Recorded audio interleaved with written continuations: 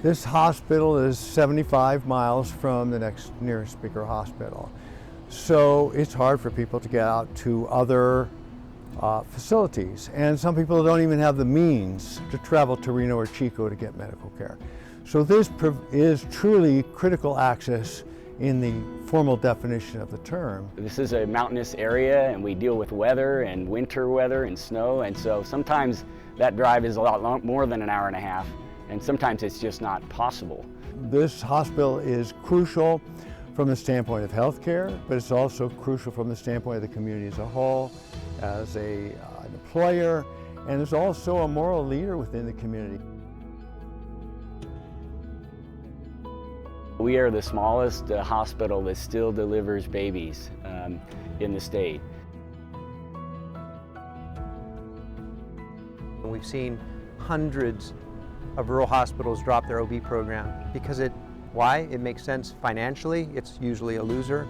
That's a no-brainer from a CFO standpoint, but you have to have a surgeon on call, OB on call, an OR team on call, an anesthetist or an anesthesiologist on call. You have to do decision to incision within 30 minutes.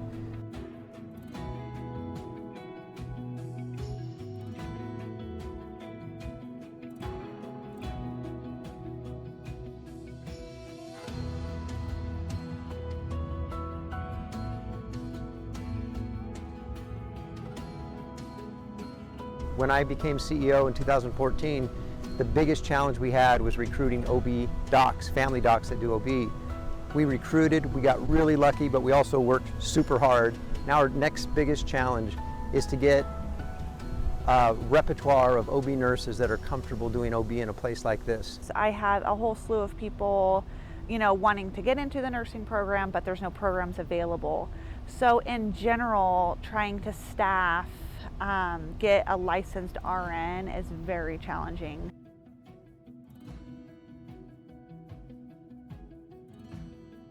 Specialized nursing isn't trained in nursing school. And if you think about rural health, that's a specialty in itself. We do postpartum, pediatrics, swing bed, post-surgical, so all of those components into one job. So there's a huge ripple effect, and we've seen it take place across the country, where as soon as you stop doing OB, you end up stop doing emergency surgery, and pretty soon you're not quite as good at handling emergencies in general, because OB keeps you on your toes.